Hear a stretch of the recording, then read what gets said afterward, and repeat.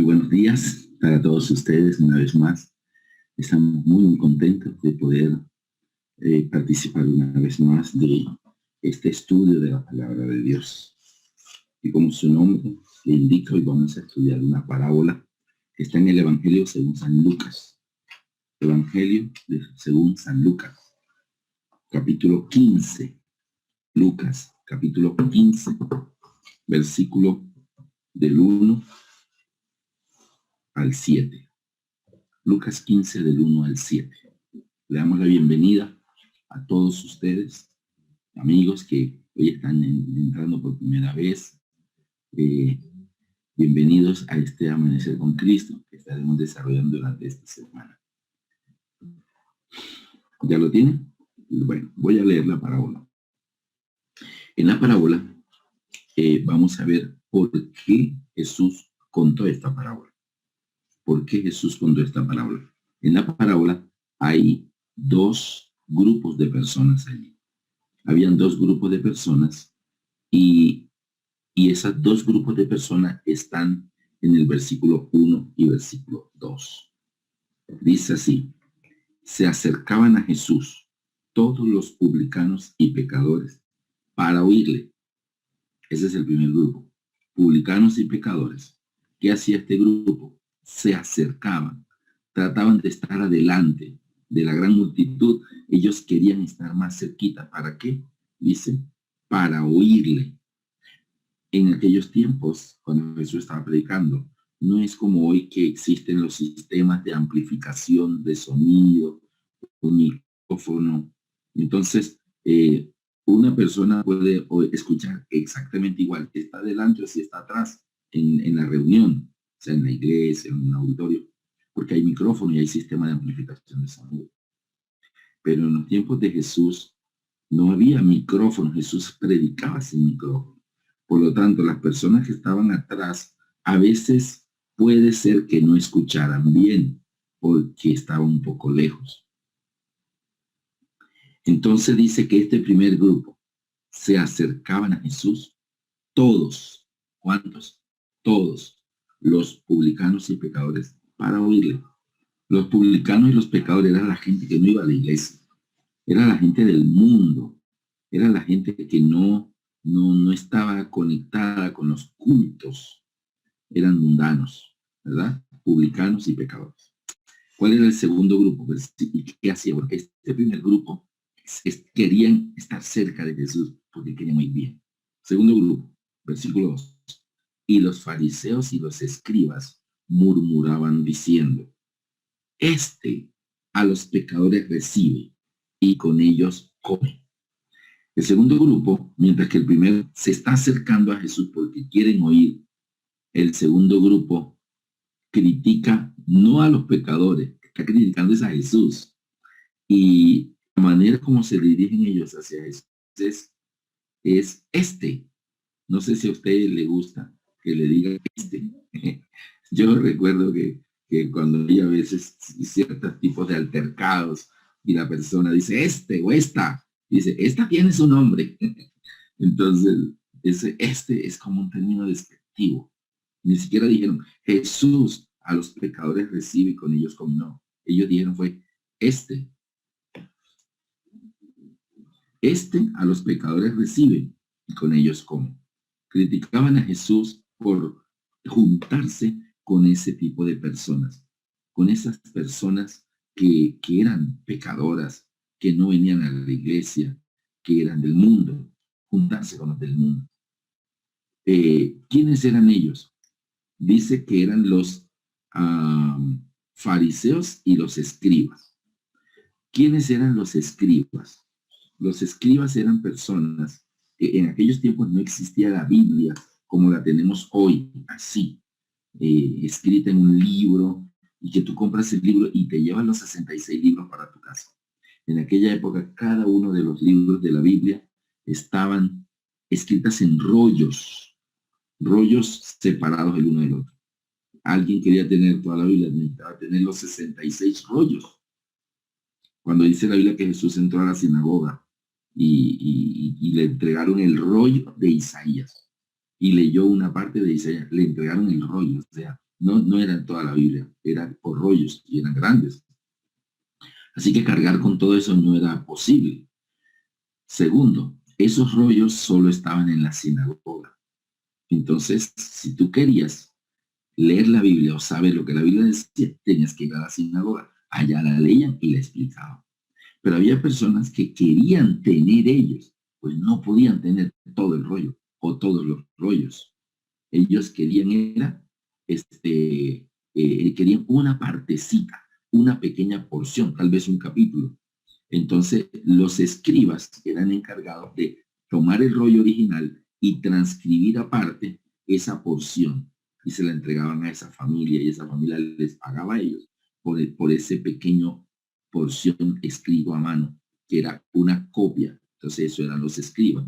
Los escribas, de tanto escribir al uno y al otro, se aprendían de memoria las escrituras, sabían mucho de ellas, porque eso, ellos andaban siempre contra Jesús, los escribas, el fariseo, bueno, los sacerdotes. Entonces esta gente sabía mucho de la Biblia, los escribas. El otro grupo que menciona aquí que es los fariseos. Los fariseos era una secta dentro de la religión judía que ellos se tomaban la religión muy en serio. Estas personas, ellos se guardaban estrictamente las normas de la Biblia. Pablo cuando se convierte, él cuenta su testimonio, dice, yo pertenecía a la secta más rigurosa de los fariseos. Fui circuncidado al 8º día, fui educado a los pies de Gamaliel, y él explica que él era muy estricto guardador de todas las normas de las palabras, de la ley, que en ese tiempo pues era todo lo que era la Torá, que era la parte de los primeros 5 libros de la Biblia, donde están las instrucciones de Dios pues, dadas a Moisés en el pueblo de Israel en el desierto, donde está Génesis, Éxodo, Levítico, Número, Deuteronomio, y ellos guardaban todo estrictamente. Entonces eran muy estrictos guardadores. Ahora, hoy en día la palabra fariseo, nosotros la usamos como para una persona que es muy fanática, así dice, uy, ese es un fariseo, esa hermana es farisea, porque son estrictos guardadores. Pero en realidad los fariseos no es que fuera malo ser estricto. De hecho, Dios exige que seamos estrictos guardadores de su santa palabra. Dios desea que seamos estrictos guardadores del sábado, desde la puesta del sol hasta la puesta del sol. Nada de que 3 horas después de que se puso el sol, que apenas vamos a comenzar a guardar el sábado.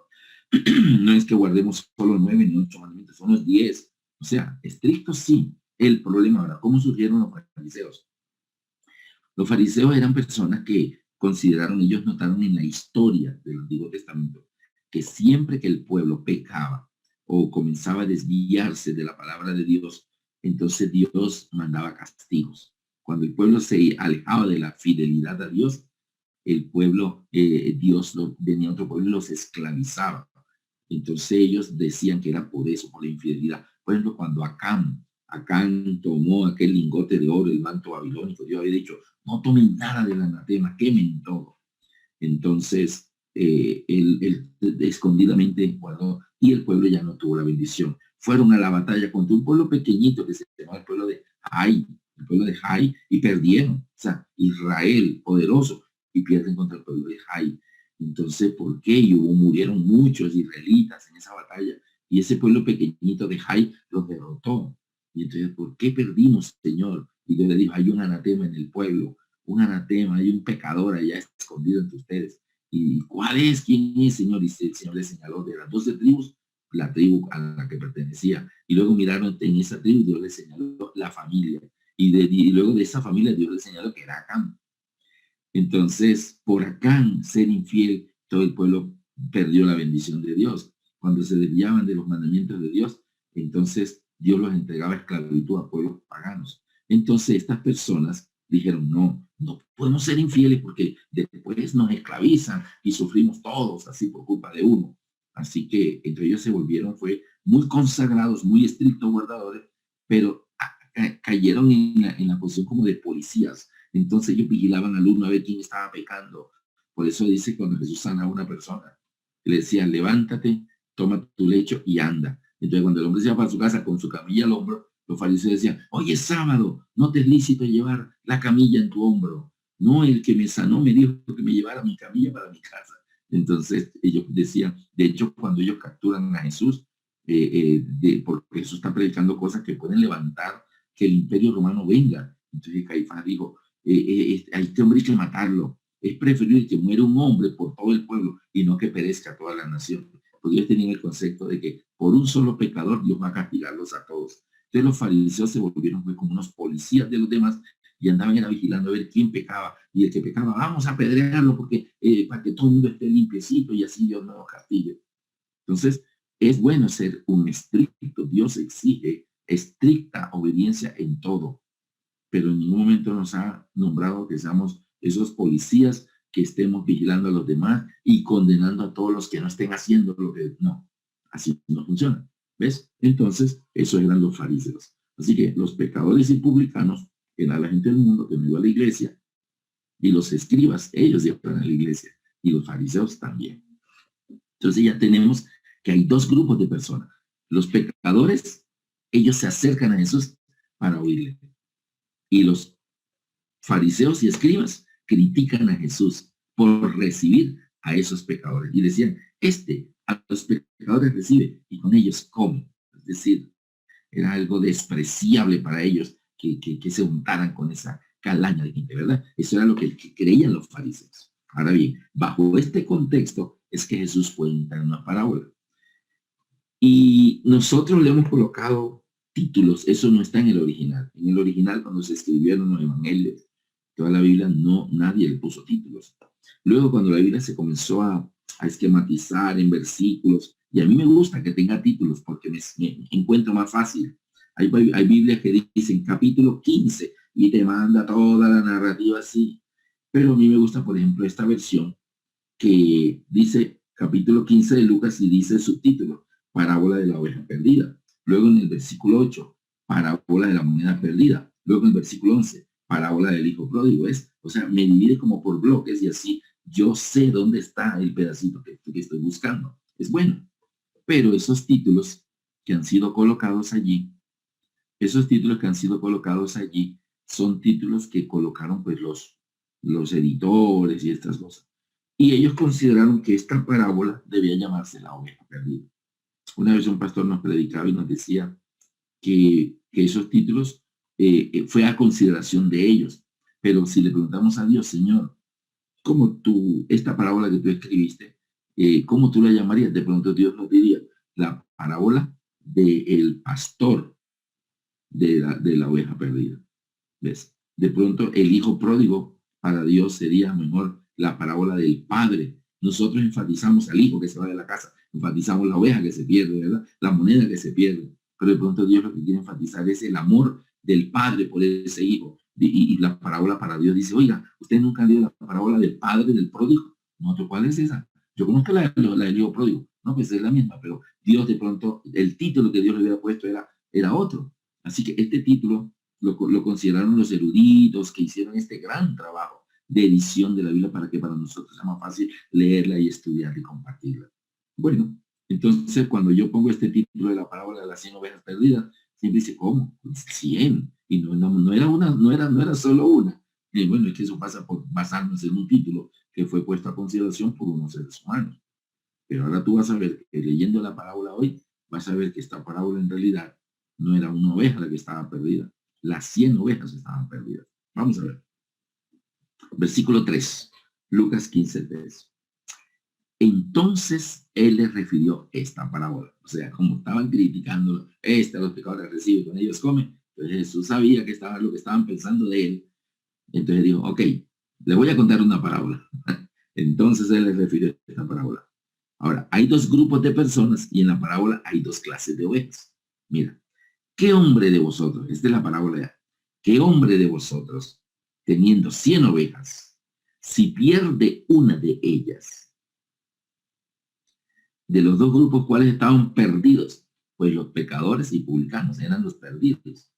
Y los que estaban en la iglesia eran los escribas y los fariseos. Así que tenemos a los perdidos y a los que están en la iglesia.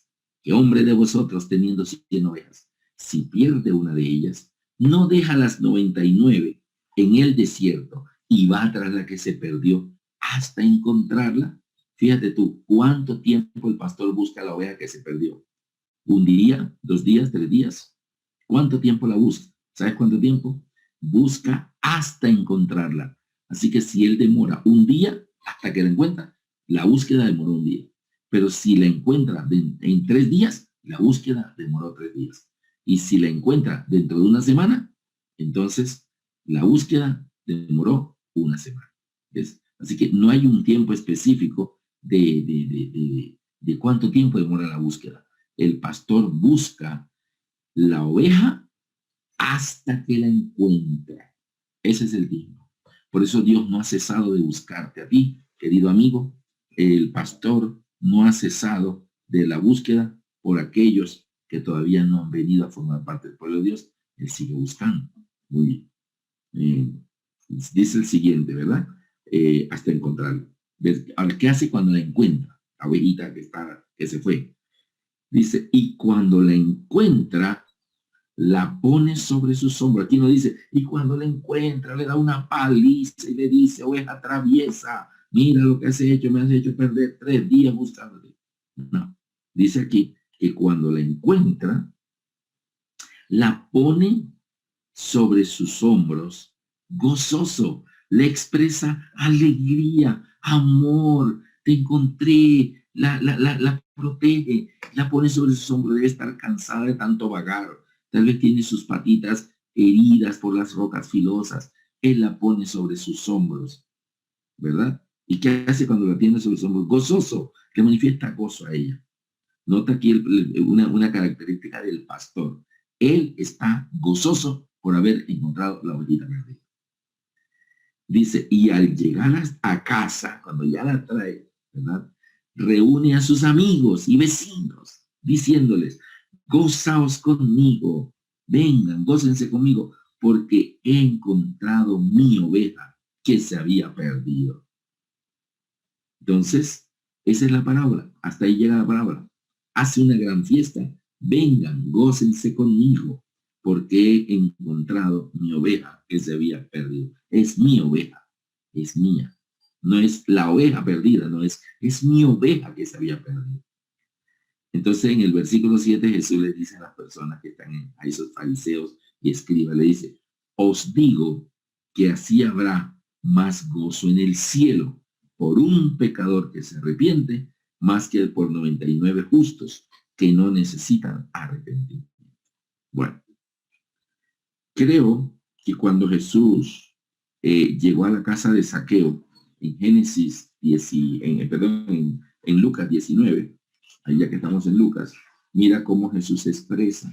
Cuando Jesús está en la casa de Zaqueo, que Zaqueo dice, Señor, voy a repartir la mitad de mis bienes de los pobres, y si alguien es defraudado, lo voy a devolver cuadruplicado. Entonces Jesús dice en el versículo 9, Lucas 19, 9, Jesús le dijo, hoy ha venido la salvación a esta casa, por cuanto él también es hijo de Abraham. No solo ustedes, él también es hijo de Abraham, solo que está descarriado. Hoy ha venido la salvación a esta casa, por cuanto él también es hijo de Abraham. Y porque el Hijo del Hombre vino a buscar y a salvar lo que se había perdido. Ahí tenemos en Zaqueo un ejemplo de una oveja perdida. Jesús está gozoso y le dice, hoy ha venido la salvación a esta casa. Está una familia más anexada al pueblo de Dios, que es un solo pueblo que se ha llevado al redil del reino de los cielos. Él también es hijo de Abraham. Él es una oveja de Israel. Y dice, el Hijo del Hombre vino a buscar y a salvar lo que se había perdido. Ahora vamos a explicar entonces la parábola. Las parábolas son como las profecías, están en símbolos. Es símbolo, ¿verdad? El pastor, las ovejas. Vamos a ver cuando la Biblia, cuando dice ovejas, el Señor en su palabra, dice, por ejemplo, en Números, vámonos a Números 27, 15 al 17. Números 27, 15 al 17. Dice de la siguiente manera. A ver, Números 27, 15 al 17. Entonces respondió Moisés a Jehová diciendo, ponga Jehová Dios de los espíritus de toda carne un varón sobre la congregación. que salga delante de ellos y que entre delante de ellos, que los saque y los introduzca, para que la congregación de Jehová no sea como ovejas sin pastor.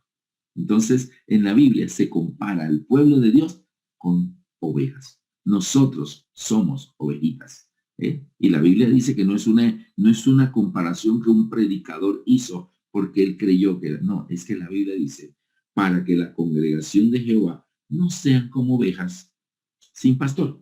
Vamos a ver ahora en Primera de Reyes 22:17. Primera de Reyes 22:17. Dice de la siguiente manera. A ver.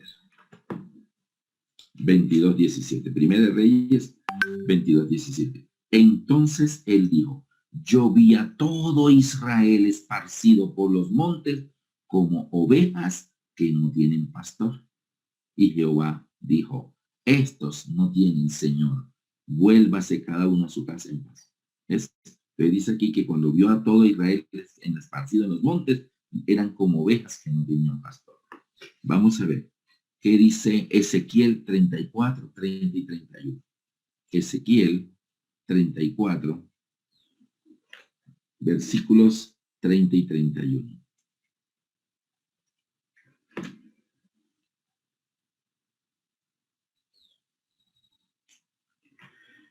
Muy bien, vamos a ver. Ezequiel 34, 30 y 31. Y sabrán que yo soy su Dios. Estoy con ellos. Y sabrán que yo, Jehová, su Dios, estoy con ellos. Y ellos son mi pueblo, la casa de Israel, dice Jehová el Señor.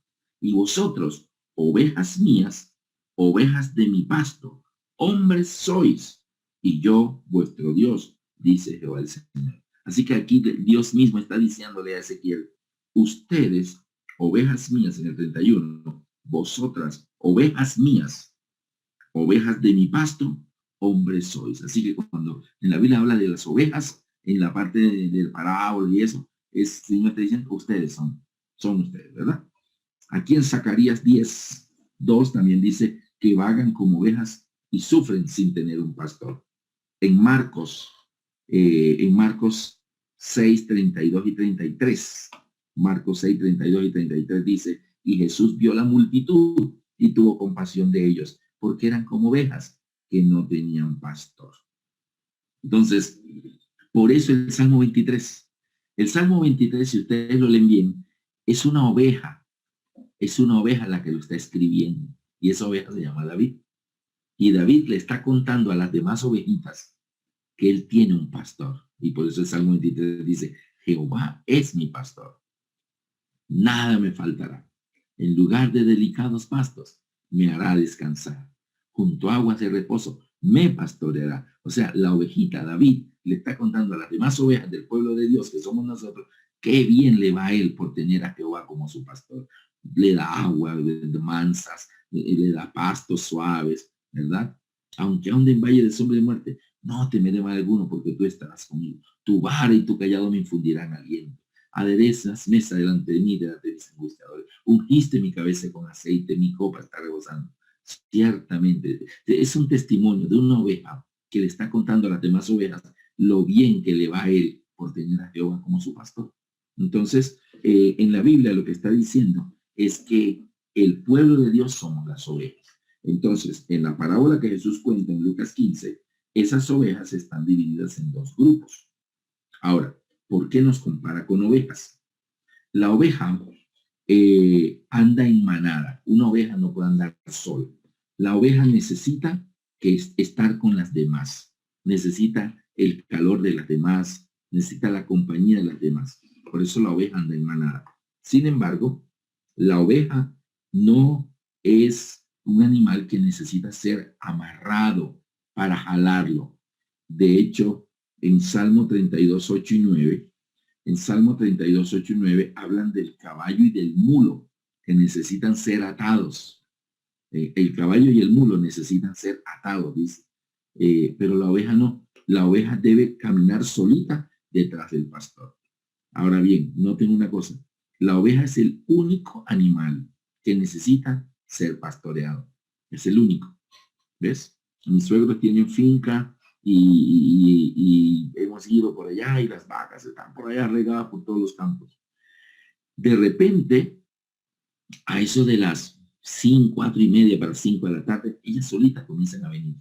Comienzan a aparecer por allí y vienen a unas por acá, otras por allá y se van amontonando en la entrada del corral. Ellas ya cuando ya va cayendo la tarde, que ya el sol se va a ir a ocultar, ellas regresan y vienen a buscar el refugio del corral, ¿verdad? Y ahí se paran ellas hasta que les abren el corral y ellas entran.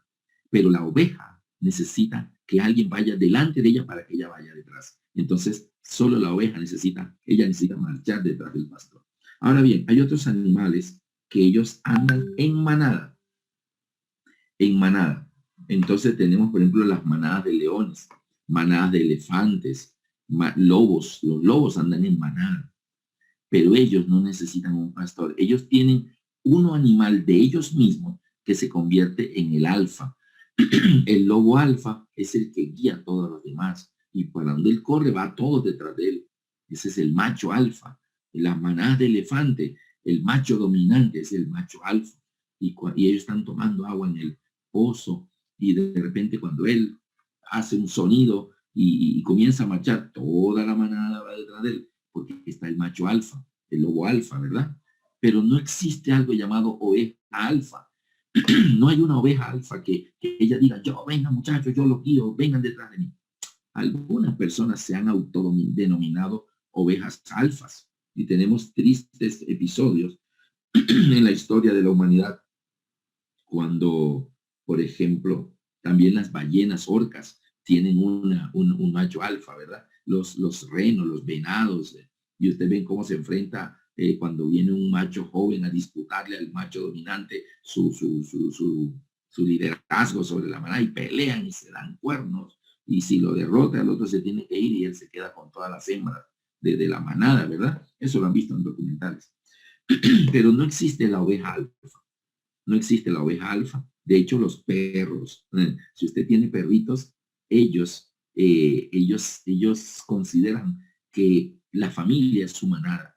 La familia es su manada. Y el perrito, cuando hay el entrenador, cuando llevas a que lo entrenen, el entrenador te dice, tú tienes que hacerle entender a tu perrito que tú eres el alfa, no él. Y no sé si han visto cuando sacan a pasear de perro esos perritos que van adelante jalando y la persona va atrás con la cuerda así y el perrito va jalando, diciendo, aquí yo soy el macho alfa y usted tiene que venir detrás de mí. Dice, no, no le permitas al perro que él crea que él es el alfa. Él tiene que hacerle entender que el alfa eres tú. Así que lo jalas hacia atrás y que él vaya caminando a tu lado, no, o un poquito detrás de ti.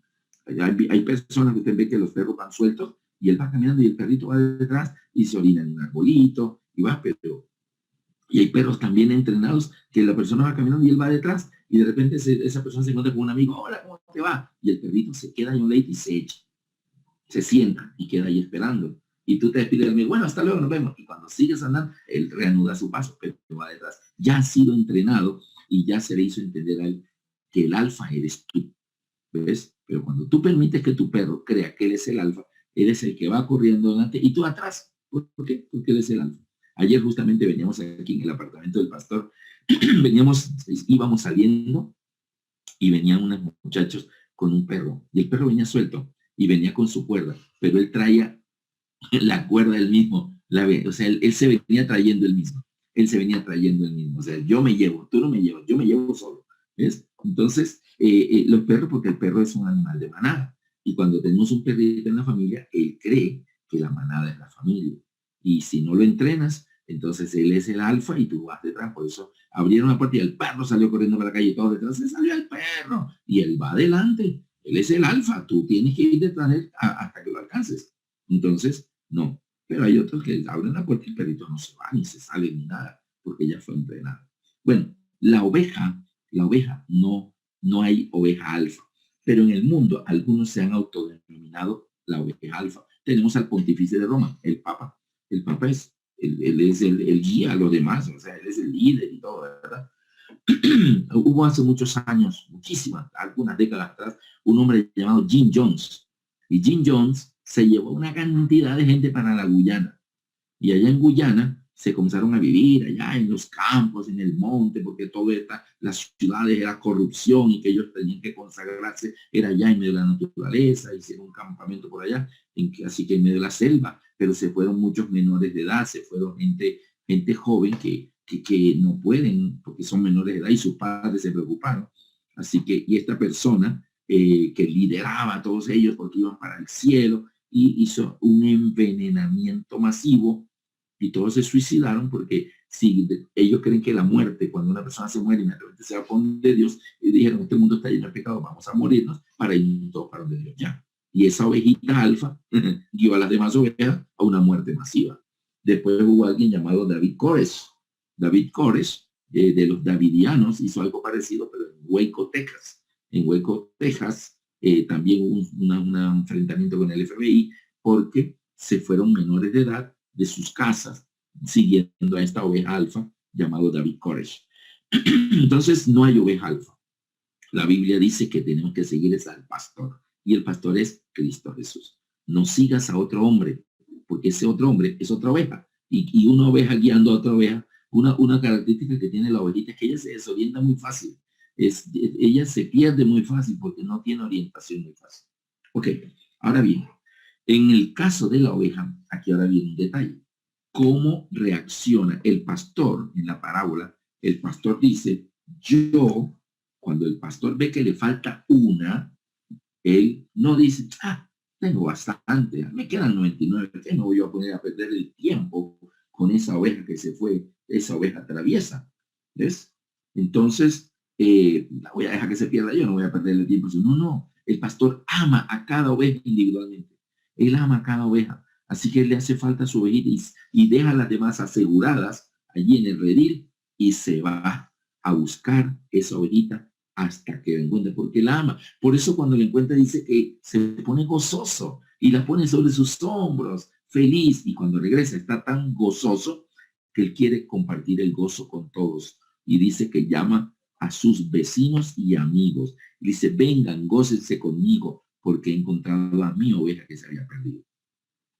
Ahora vamos a analizar la actitud de los fariseos y los escribas, que eran los que venían a la iglesia. Y tristemente, mis amigos, a veces esa es la actitud de algunos, no de todos, pero hay algunos miembros de la iglesia que tienen esa actitud hacia los del mundo. Y entonces, cuando una persona está en el mundo y viene a la iglesia, generalmente los que están en la iglesia a veces no lo reciben bien. Y ahí hay situaciones, por ejemplo, si la persona, porque acuérdate que la ovejita es de redil, pero ella se fue y se perdió. Entonces, ¿cómo reaccionan algunas personas con aquel miembro de iglesia que se fue al mundo? Se fue al mundo. Y entonces, cuando Dios obra en su corazón y lo vuelve a traer al pueblo de Dios, a veces no es bien recibido. A veces es criticado porque era de la iglesia y se fue al mundo, ¿verdad? Y en vez de recibirse con gozo, es criticado. Esa es la oveja perdida. Y el problema de los fariseos no era su estricta obediencia a los mandamientos de Dios. El problema es de este tipo de personas que cuando llega a sentir y a entender que la palabra de Dios debe obedecerse en su totalidad, entonces en algún momento surge en su mente un sentimiento de de creerse más que los demás porque ya él no come carne y ya él es netamente vegetariano y comienza a mirar a los que comen carne por encima del hombro. Estos son mundanos, yo soy la espada de Dios, yo soy la antorcha de Dios aquí, y comienza a ser de una persona que comienza a menospreciar a los demás. Hay personas que llegan a menospreciar inclusive a los pastores. Los pastores de la iglesia hacen esto, hacen aquello, en cambio yo no, ya yo eso lo dejé, ya yo no. Entonces, está bien que tú hayas avanzado en tu transformación para el reino de los cielos, pero en ninguna parte de la Biblia está escrito que por tú haber dado ese paso maravilloso, que ya el Espíritu Santo logró en ti, qué lindo, uno menos para ser transformado, el Espíritu Santo tiene que trabajar por los demás, pero entonces asume la actitud de superioridad. Esa actitud de superioridad ante los demás, de yo soy más que los demás, porque yo ya no hago esto, yo ya no hago aquello, y yo soy más consagrado, y entonces, esta iglesia, entonces ya no voy más a esta iglesia, mejor voy a abrir un grupo grupo aparte de gente consagrada como yo, y esta iglesia es pecadora, y es que los pastores, y es que aquello, y comienza la crítica.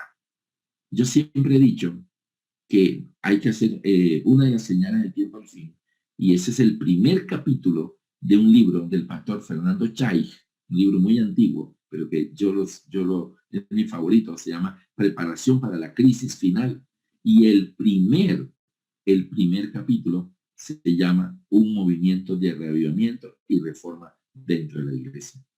Es un movimiento de reavivamiento y reforma dentro de la iglesia, dentro de la iglesia. Ahora, cuando ese reavivamiento debe comenzar en mí y esa reforma, yo debo hacer un cambio. Todos necesitamos un cambio. Ninguno está listo para la segunda venida de Cristo. Entonces, pero el hecho de que yo comience la reforma en mí y comience a tener conciencia de que así como estamos no podemos ir al reino de los cielos, y comienzo a hacer cambios y a ver un reavivamiento en mí y esa reforma, entonces Elena White dice que ese reavivamiento y esa reforma es un movimiento dentro de la iglesia. Dentro de la iglesia. Es un movimiento dentro de la iglesia, no fuera de la iglesia. En ninguna parte está escrito que yo debo hacer esa reforma fuera de la iglesia. Entonces, las personas y yo lo he dicho, hay personas que se van a acercar a mí, no las carro. Una vez alguien me dijo en una conferencia en Bucaramanga, la iglesia llena, era campaña evangelística, y me dice a la salida, hermano, las carro. ¿Y cuándo les piensa hablar de la carne? Y yo le dije, no, hermano, el tema de la carne no está en la temática de esta semana. Ah, entonces usted está predicando un evangelio incompleto. Y no, lo que pasa es que estas personas son visitas, apenas están conociendo a Jesús. Sí, pero hay que dar la verdad presente, ya no hay tiempo para andar hablando de tonterías, ya estamos en el tiempo del fin y hay que dar la verdad presente. El fuerte pregón, el mensaje del tercer ángel. Yo le dije, sí, hermano, pero ¿cómo le vamos a dar el mensaje del tercer ángel a personas que ni siquiera han oído el mensaje del primer y del segundo ángel? No, pero es que hay que sacarles la carne del estómago. Yo le dije, no, hermano, hay que meterle a Cristo en el corazón. Y cuando Cristo está en su corazón, Él le saca la carne del estómago.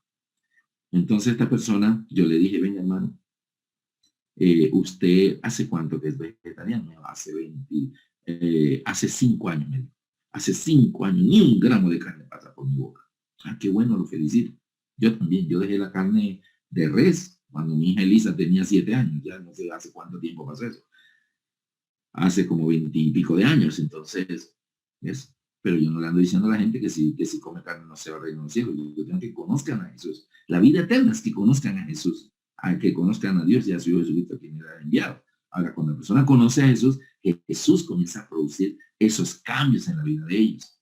Pero a veces queremos que la gente haga cambios, pero sin que conozcan a Jesús. Queremos que guarden el sábado y todavía no conocen al Señor del sábado. Es primero conocer al Señor del sábado. Y el Señor del sábado les mostrará que su día es el sábado. Bueno, entonces yo le preguntaba, yo le dije, hermano, ¿cuánto hace usted la bendita? Digo, 25 años. Ah, y hace 5 años que no come carne. Sí, o sea que usted duró 20 años comiendo carne. Y en esos 20 años tuvo cargo. Yo siempre he sido activo. Ah, qué bueno, lo felicito. Y usted predicaba en la iglesia en ese tiempo. Claro, yo dije, hermano, yo lo felicito porque usted ya es vegetariano. Es uno menos que ya el Señor logró hacer por lo menos ese cambio. Pero a usted Dios se lo aguantó 20 años comiendo carne. Y en esos 20 años Dios lo usó, le permitió tener cargos en la iglesia, fue un predicador y todo. Dios lo bendijo, aunque usted comía carne. Gracias a Dios, de 5 años para acá, ya usted no come carne. Qué bueno, lo felicito. Pero el hecho de que usted de 5 años para acá no come carne, no significa que ahora todo el mundo se va a perder. Porque si eso hubiera pensado Dios hace 7, 8 años, cuando usted todavía comía carne, Dios lo hubiera desechado a usted, pero Dios no lo desechó. Dios pacientemente luchó con usted 20 años para que usted al fin entendiera. Ahora bien, si a usted Dios lo esperó 20 años, pues deje que Dios espera a estas personas. El ver a ver si se lo lleva al cielo así. El ver a ver si cuando está en el cielo se le comienzan allá en la Nueva Jerusalén, se le comienzan a perder la gallina. Y los ángeles digan, oye, faltan 3 gallinas, ¿qué pasó? ¿Dónde están? ¿Quién se las comió? O sea, el Señor ver a ver si se lo lleva así. Es problema del Señor. Pero nosotros no tenemos que ser las personas que señalemos a los demás porque no han hecho ciertos cambios porque nosotros ya los hicimos. Entonces, cuando ya nosotros los hicimos, comenzamos a sentirnos superior, a menospreciar inclusive a los líderes de la iglesia, porque ellos no han logrado ese cambio que usted ya logró, pero ellos han logrado otros cambios que usted todavía no ha logrado. porque el Señor está en todos. El que comenzó en vosotros la buena obra la terminará. Así que yo hablé con ese hermano, pues le conté de esa manera. Y yo con el tiempo he llegado a la conclusión, mis amados, que hay que hacer un movimiento de reforma y un revivimiento dentro de la iglesia. Pero para mí, el sello de la falsa reforma es la crítica. Cuando una persona comienza a vivir esos cambios maravillosos que el Espíritu Santo necesita producir en nosotros para poder estar aptos para ir en la nube con Cristo al cielo, eso no nos autoriza para ser los jueces de los demás, nunca. Entonces aquí tenemos a los fariseos y a los escribas siendo jueces y criticones, no de los pecadores, sino de Jesús, el pastor de las ovejas. Los pecadores recibe y con ellos come. Esa fue la misma actitud en Lucas 18, del 9 al 14. En Lucas 18, del 9 al 14, dice que dos hombres vinieron al templo a adorar. Uno era fariseo y el otro era publicano. O sea, uno era de los del primer grupo, de los que se acercaban a Jesús para oírle, y el otro era de los fariseos que criticaban a Jesús. Y dice que el fariseo, puesto en pie, cerca del altar, decía: Señor, te doy gracias porque soy bueno, doy diezmo de todo lo que gano, y hago obras de caridad, y nunca, y ya dejé de pecar, cosas así. Entonces, era diciendo a Dios lo bueno que él era, y esa autosuficiencia hasta delante de Dios. En cambio, el publicano dice que de lejos no se atrevía ni siquiera a acercarse al altar, y postrado en tierra, con rostro en tierra, humillado, golpeaba su pecho diciendo: Dios, sé propicio a mí, que soy un pecador. Dice Jesús, este regresó a su casa justificado ante Dios antes que el otro. Entonces, el problema es la actitud que asumieron estas personas de creerse más que los demás y de criticar a los otros porque no estaban a la altura de ellos. Ese es el problema de las 99, que es lo que representa el grupo de fariseos y escribas. Y la ovejita perdida representa a los pecadores que pues, se fueron al mundo. Ahora mira un detalle final que quiero que miremos. Resulta que cuando el pastor encuentra esa oveja que era de la iglesia, pero la vuelve a traer, en vez de encontrar gozo en los demás miembros, a veces, no siempre, sino que lo que encuentra es la crítica. No sé si ustedes están de acuerdo conmigo en este tema lo que voy a decir ahora en los minutos que me quedan. Resulta que el hecho de que el pastor encuentra la oveja y la trae de regreso al redil, él viene feliz porque encontró esa ovejita que le hacía falta, que él ama mucho. Y entonces cuando llega, él hace una fiesta y gozoso, así como el padre del pródigo. El padre del pródigo, cuando ve al hijo, ay, lo abraza y dice: traiga un vestido nuevo y calzado en sus pies, pónganle anillo en su dedo, hagamos fiesta, matemos al becerro engordado, porque este niño que estaba perdido lo ha encontrado. Y cuando el hermano mayor llega, no quiere entrar. ¿Qué pasó? Porque hay fiesta. ¿Y cuál es esa? No, tu hermano ha venido. Ay, vino a visita y vino a visitar a mi mamá. No. Vino andrajoso, descalzo, pobre totalmente. Y tu padre dijo que claro, que puede volver al hogar, que sí, que venga a vivir aquí de nuevo. Y no trae nada de dinero, se lo gastó todo. Y mi padre le hace esta fiesta. Yo no voy a entrar, yo no patrocino eso. Y se quedó afuera. Al padre le avisa: tu otro hijo está afuera. El padre está gozoso, él tenía 2 hijos, uno se le fue, él se lo dice. Ahora regresó, dijo: wow, tengo mis 2 hijos de nuevo conmigo. Pero ahora está con el menor dentro de la casa, pero el mayor está afuera y dice que no entra. Yo no entro a esa fiesta, no entro. Entonces el padre, su felicidad no está completa, porque la felicidad está completa cuando los tengan los dos. Entonces sale y dice: hijo, entra, tu hermano ha vuelto, lo hemos recobrado. Y él le reclama y le dice todas las cosas buenas que él hace, así como aquel fariseo: yo soy bueno, yo doy diezmo todo lo que gano, no soy pecadores como los otros, ni siquiera como aquel que está allá. Esa actitud no. Entonces este hombre le dice al padre: no, que yo soy un buen hijo, yo te obedezco en todo, y estoy aquí siempre, nunca me he ido, o sea, mira todo lo bueno que yo soy. Y nunca me ha dado ni siquiera un cabrito para yo gozarme con mis hijos. Y el padre dice: hijo, todo lo que hay aquí es tuyo. Todo esto es tuyo, porque es que la parte de la herencia del otro ya él se la gastó. O sea, el día que yo me muera, todo lo que hay aquí ya es tuyo, porque ya él lo de él, ya lo dañó, ya lo gastó. A él no le toca nada, todo esto es tuyo. Pero el padre le dice: hijo, tú siempre estás conmigo. O sea, no mires los bienes, no mires los beneficios materiales. Es la compañía de ese padre. Hijo, tú siempre estás conmigo. Pero al muchacho no le interesaba tanto estar con su papá. Le interesaba era los bienes, nunca me has dado nada, yo me porto bien, no me has dado nada. En cambio, el menor, ya después de haber pasado el trago amargo del pecado, de haber experimentado el dolor que produce el pecado, él le dice, Padre, he pecado contra el cielo, contra ti, no soy digno de ser tu hijo, pero déjame vivir aquí en la casa como uno de tus jornaleros. Yo voy a vivir allá con los trabajadores de la finca, no en la casa principal contigo, dueño de la casa. Yo vivo allá y trabajo todos los días la tierra y me das el denario del día. Solo déjame estar cerca de ti. Ahora ese muchacho ya no valora las posesiones que se las malgastó. Ahora valora es la cercanía con su padre. El mayor, aunque nunca se ha ido, no valora, no ha aprendido la lección, aunque nunca se ha ido. Él no valora la presencia del padre. Él solo dice, nunca me has dado nada. Y viene este y mira, le mataste el becerro engordado y a mí no me das nada. Ahora bien, aquí viene una parte bien importante. Cuando el pastor regresa, hace la fiesta. Él trae la oveja perdida. Pero en la fiesta no participan las 99. Ojo con esto. Las 99 no están en la fiesta. Él dice aquí, en Lucas 15, de versículo 6, al llegar a casa, reúne a sus amigos y vecinos. Y no dice, y a las 99. Y le dice, ovejitas mías, miren lo que encontré. Su amiguita, a ver, abrácenla, felicítenla. Muéstrenle que están felices porque ya regresó. A las 99 no vienen. No, la fiesta es del pastor con amigos y vecinos. Las 99 no.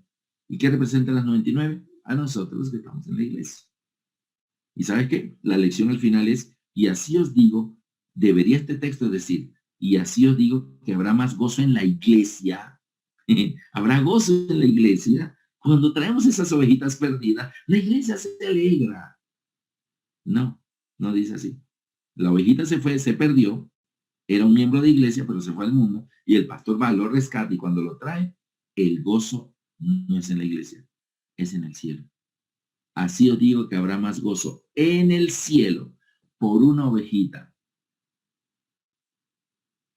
Así os digo que habrá más gozo en el cielo por un pecador que se arrepiente, más que por 99 justos que no le tengan arrepentimiento. Este tema nació cuando yo estaba dando una conferencia en otro país.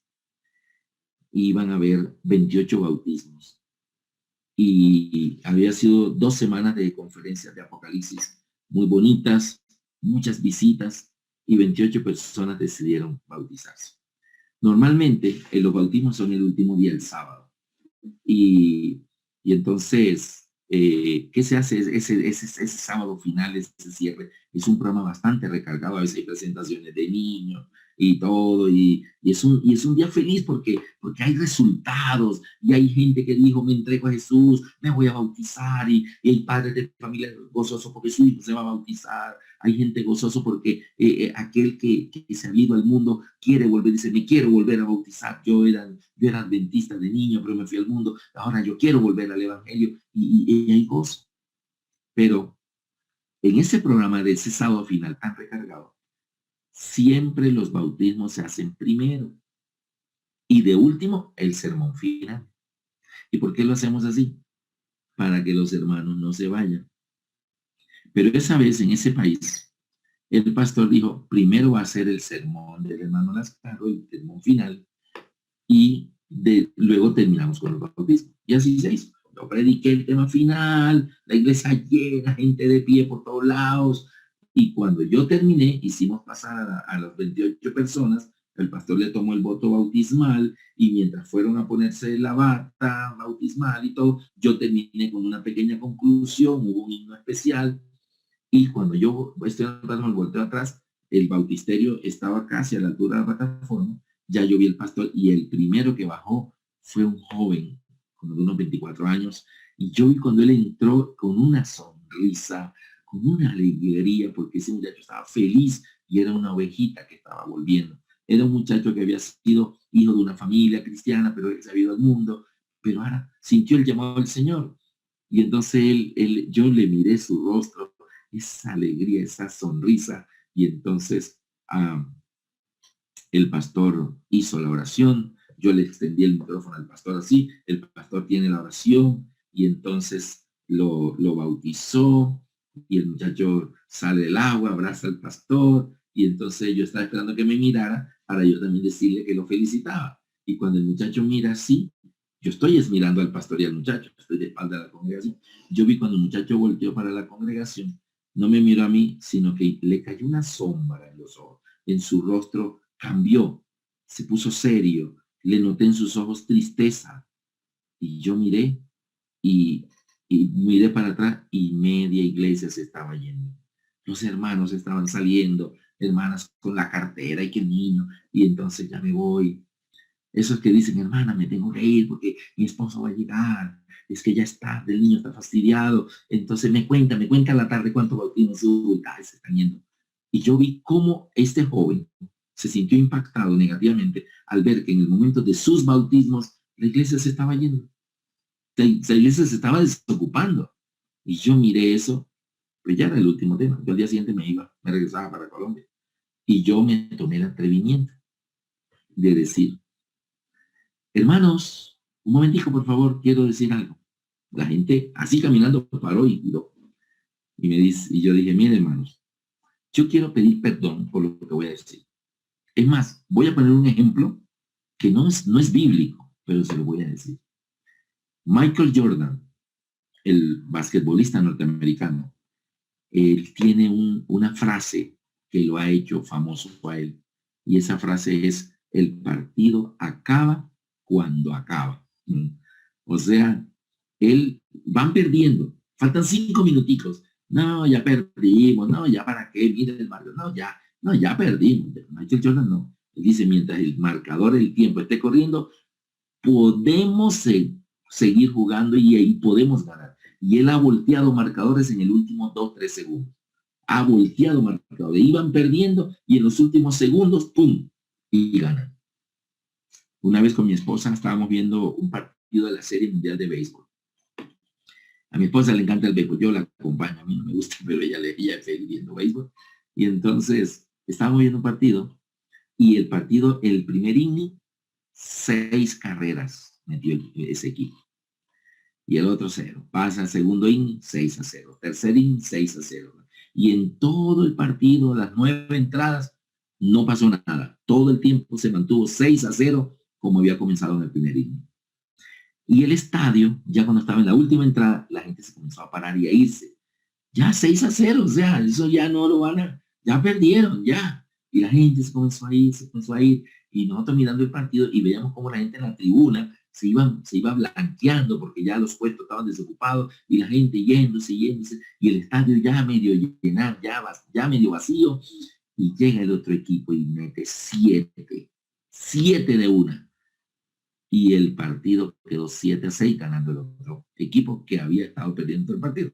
Y entonces los periodistas mostraban desde el estacionamiento, cuando la gente iba a subirse a los automóviles, cuando allá escuchaban, se fue, y ellos miraban, ¿qué pasó? No, que metieron 3 carreras cuadrangulares, no sé qué, ay, no vi eso, y ya estaban en el estacionamiento. Perdieron eso, ¿por qué? Porque dijeron, no, ya aquí no hay nada que hacer, ya se fue, ya perdimos, ya se va. Y resulta que este equipo al final metió 7 en una sola y ganaron 7-6. Bueno, entonces, de esta manera, Michael Jordan decía eso, el partido acaba cuando acaba. Entonces yo dije, hermanos, con mucho respeto les voy a decir, el culto acaba cuando acaba. Ahorita todavía no se acabó el culto, estamos en el bautismo. Me quedé callado. Y los hermanos se miraron unos a otros y comenzaron a regresar a las sillas y se volvieron a sentar y en sus puestos y nadie se fue. Así que vieron los 28 bautismos, pero yo lo dije no por mí, yo porque sentí dolor de ver en este joven cómo su rostro se ensombreció cuando él vio que en el momento de su bautismo la gente se estaba yendo. Y yo he visto eso, que a los pastores les toca hacer eso, de que el último día no pueden hacer los bautismos al final, porque la gente de la iglesia se va. Es que ya es tarde, ya va a ser la 1. Mire, es tarde, pero eso es el sábado del Señor. Y a veces hasta hay almuerzo en la misma iglesia, pero igual se van allá a la mesa porque ya van a comer. Y acá está la gente bautizándose. Entonces, por eso es que Jesús dice que cuando trae la oveja rescatada, el gozo no es en la iglesia. Porque tristemente, lo tengo que decir, y esa iglesia pues no se resintió conmigo, porque como un año después me volvieron a invitar y prediqué de nuevo con ellos. O sea, ellos no se sintieron enojados conmigo por lo que yo les dije. Si de pronto yo dije, nunca más me volvieron a invitar a esa iglesia, se enojaron por lo que les dije. No, no, me volvieron a invitar y contentos los hermanos, ¿verdad? Y aquí cuando dice que así os digo que habrá más gozo en el cielo por un pecador que se arrepiente. Y mira que los que van a la fiesta con el pastor son los amigos y vecinos, más no las 99. Me pasó otro caso, y esto también influyó en que yo preparara este tema. Habíamos regresado de Australia, mi esposa y yo, y habíamos estado 11 meses en Australia, y llegamos a Barranquilla, y esa tarde, llegamos como a las 6 de la tarde, traíamos hambre, dejamos la maleta, y con mis 2 hijas, vamos a salir a comer algo. Así que nos fuimos a un sitio allí cerca de la casa, y nos sentamos a comer, y había una pantalla gigante, y había un partido de fútbol. Yo no le puse cuidado ni qué era, ni quién jugaba, pero yo veía mucha gente ahí haciendo fuerza. Y me dicen mis hijas, papi, es que hoy es la final.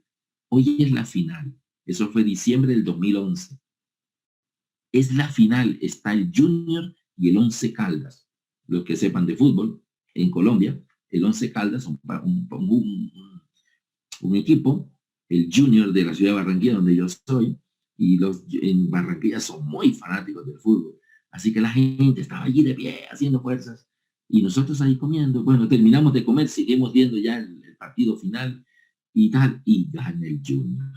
Se acabó el pito final y ganó el Junior, campeón nacional de ese año, y esa gente apenas el partido terminó, comenzaron a saltar, las sillas las lanzaban al aire, las cervezas las agitaban y se echaban unos a otros. A nosotros nos tocó pararnos de la mesa y salir corriendo a la calle. Recuerdo que yo llegué a la calle y tuve que hacer así porque venía una camioneta y la camioneta paró y todo el tráfico comenzó a parar porque la gente que no estaba en ese desorden salía corriendo a la calle, los demás lanzando sillas al aire y se echaban cerveza unos a otros.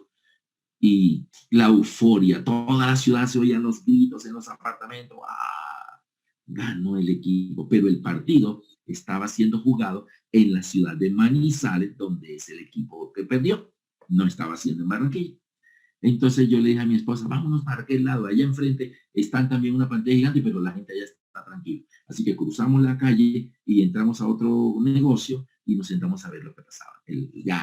Y ese equipo saltaba y se felicitaba, pero la tribuna, todos calladitos, en la tribuna la gente miraba así, porque habían perdido, su equipo había perdido. Y el grupito del Junior ahí brincando, ellos solitos ahí, y todos solo miraban. Y yo vi, entonces comenzaron a poner el podium para las medallas, entregar la copa, era la final. Y mientras sucedía eso, el público se comenzó a ir. Las tribunas se comenzaron a desocupar hasta que quedaron casi 95% desocupadas. Unos cuantos por ahí sentaditos solo, pero esa tribuna se quedó vacía. El estadio se fue, la gente se fue porque su equipo había perdido. Y entonces estos, bueno, los subieron al podio, les pusieron medallas, tanto al equipo ganador, campeón, el Junior, y al Once Caldas le pusieron medalla de subcampeón. Y luego les entregan la copa, y a esto con la copa, pero solos. Es una fiesta de ellos nada más. Y corrieron por la pista, que dieron la vuelta olímpica, así con la copa. Solos, el estadio estaba vacío. Y todo el mundo, yo observaba, miren, ni siquiera por educación la gente debió quedarse y decir, ok, aplaudamos, lo ganaron, ¿verdad? O sea, y le merecen, ¿no? La gente se fue, brava, o sea, triste, desanimados, se fueron. Bueno, en la ciudad los carros pasaban pintando, la gente, que eran campeones. Nos fuimos a dormir como a las 11 de la noche, después de ver todas las calles, la gente con la euforia. Al día siguiente, yo tuve que salir y dije, voy a salir temprano, porque cuando el equipo llegue a la ciudad, eso la ciudad se va a elogiar. El carro de bomberos con el equipo ahí montado, y entonces van a cerrar calles porque es que por aquí va a pasar el Junior y yo voy a querer pasar y no me van a dejar pasar. Así que voy a ir temprano a hacer mis vueltas antes que el Junior llegue a la ciudad y se forme el desorden. Agarré un taxi y le dije a un señor, llega a tal parte, y le dije, oiga, yo hoy madrugué porque cuando el Junior llegue, esta ciudad se va a bloquear y después no voy a poder ir porque la ciudad le cierran calles. No, aquí no puede pasar porque por aquí va a pasar el desfile y esas cosas. Y el señor del taxi me dijo, no señor, si el Junior llegó anoche a la 1 de la mañana. Le dije, ah, sí, sí, ellos llegaron anoche y ellos están aquí. Ah, bebé, no sabía. Digo, sí, ellos llegaron en un vuelo charter a la 1 de la mañana. Y usted no sabe. Digo, ¿qué? Es que anoche en la final, el Estadio Metropolitano de Barranquilla, que es el estadio más grande de Colombia, 68,000 personas, eh, estaba lleno y lo abrieron la entrada gratis y la gente vio el partido final en el Estadio Metropolitano en Barranquilla en pantalla gigante. ¿Y cómo así? ¿En serio? Pues sí, ayer el estadio estaba así a reventar y la gente vio el partido en el estadio en pantalla gigante. Ah, bien interesante, no sabía. Y entonces alguien se enteró que Junior llegaba en un vuelo a la 1 de la mañana. Y la gente se enteró y la gente no se quiso ir. La gente no se fue. Se quedaron en el estadio cuando el partido terminó a las 9:30 por ahí y la condecoración y todas esas cosas. Eso se fue casi hasta las 10:30. Y dijeron, no, no nos vamos, vamos a esperar al equipo aquí. Cuando el avión aterrizó, y los del Junior vienen con sus maletas saliendo para irse a un hotel a descansar, le dicen, no señor, ustedes no van para el hotel, pónganse los uniformes porque el estadio metropolitano está full y la gente los está esperando. Y ellos se sorprenden, ¿cómo? La gente está en el estadio, pero si es la 1 de la mañana. Pues sí, el estadio está lleno, los están esperando. Y ellos no se van, que dijeron que los iban a esperar a ustedes. Les tocó allí mismo en el aeropuerto, fue ir a los baños, ponerse sus uniformes nuevamente y el camión de bomberos los estaba esperando. Y se suben ahí el equipo y a la 1 de la mañana por la autopista, las calles a los lados, la gente aplaudiéndolos y entraron al Metropolitano en el camión de bomberos. Y ese camión de bomberos daba la vuelta y ese estadio se quería caer. Eran las 2 de la mañana y ese estadio gritando, aplaudiendo, haciendo la ola. Se bajaron, dan la vuelta olímpica con la copa y la fiesta impresionante. Y me dice el taxista, eso duró hasta las 4 de la mañana, la gente no se quería ir. Y entonces fotos y el equipo posando con la copa y la gente y repitiendo los goles en cámara lenta en la pantalla. Eso fue impresionante. Digo, ¿qué va a hacer? Y vino a mi mente cuando el taxista me contaba eso. Me vino a mi mente esta parábola donde el pastor encuentra la oveja en la tierra, la trae al redil y hace una fiesta, pero no la hace con las 99, la hace con sus vecinos y amigos. Y yo les decía, hermanos, es que cuando una persona cae en la tierra, es una oveja encontrada y el pastor la trae de vuelta a la iglesia, dice, así os digo que habrá más gozo en el cielo. Hermanos, y mientras aquí la iglesia se está desocupando y la iglesia se está yendo y los hermanos se van porque es que ya es 2, ya son las 2:30, ya es tarde, el niño está cansado y mientras la iglesia se está desocupando y los bautismos cuando se hacen después del sermón, pues cuando el bautismo se hace antes del sermón, los hermanos tienen que estar ahí porque dicen, es que voy a esperar la prédica, el último tema. Y yo casi siempre pongo de último un tema bien impactante para que la gente esté expectativa. Eso se llama cerrar con broche de oro. Y entonces los hermanos no se van y ven los bautismos porque, pero no porque les interesan los bautismos, porque quieren oír el sermón final. Pero a veces, cuando se hace al revés y se pone el sermón final y luego los bautismos, la iglesia se desocupa, los hermanos se van. Y yo creo que ustedes ahí que están escuchando han vivido esa experiencia cuando hay esos bautismos y la gente se comienza a ir. Y mientras aquí la iglesia está ya medio desocupada, ¿dónde está la ola? ¿Dónde están haciendo la ola? En el cielo. La fiesta es allá arriba. Hay gozo en el cielo por un pecador que se arrepiente, más que por 99 justos que no intentan arrepentir. Qué tristeza que nosotros no participemos de ese gozo de los ángeles, de ese gozo de los seres celestiales, que hay más gozo en el cielo por uno no más que se arrepiente, más que de 99 justos. Ahora, en ese país, que yo les conté ahorita, eran 28 bautismos. Si hay gozo por uno, ahora imagínate por 28. Qué tristeza que el pastor tenga que hacer la fiesta con otros, con vecinos y amigos, no con las 99. Nosotros somos las 99. El gozo, a veces el bautismo son en la tierra, pero la fiesta es en el cielo. Debería ser fiesta también en la tierra. Y todos quedarnos para abrazar, para felicitar, para dar la bienvenida, para dar una sonrisa cuando ellos ya se cambian y se ponen nuevamente la ropa y vienen acá para entregarles su certificado bautismal y su Biblia a veces eso se hace solo con los familiares de ellos, porque los hermanos se fueron. Así como en el estadio aquel desocupado, pero el Junior ganó en Manizales con un estadio y recibió la copa con un estadio vacío, pero la fiesta estaba en Barranquilla. El estadio no se fue, la gente estaba reventada, la gente gritaba en Barranquilla, pero ellos estaban en Manizales recibiendo la copa, dando la vuelta olímpica en un estadio vacío. Pero luego a las 2 de la mañana dieron la vuelta olímpica con el estadio lleno allí. Ahora bien, termino con una cosa. ¿Por qué la Biblia dice así? Os digo que habrá más gozo en el cielo por un pecado que se arrepiente, más que por 99 justos que no necesitan arrepentimiento? Si la Biblia dice en Romanos 3, 10 al 12, vamos a leer el último texto. Romanos 3, 10 al 12. Romanos 3, 10 al 12 dice lo siguiente. A ver, dice, como está escrito, no hay justo ni a uno. A ver, si la Biblia dice que no hay justo ni a uno, ¿de dónde salen ahora en la parábola 99 justos que no necesitan arrepentimiento? Si la Biblia dice que no hay justo ni siquiera uno. Como está escrito, no hay justo ni a uno. No hay quien entienda. No hay quien busque a Dios. Todos se desviaron. ¿Cuántas ovejas se habían desviado? Una nomás. No, aquí dice, todos se desviaron a una. Se hicieron inútiles. No hay quien haga lo bueno. No hay ni siquiera uno. Entonces, lo que está diciendo la Biblia es que no hay, todos se descarriaron, todos.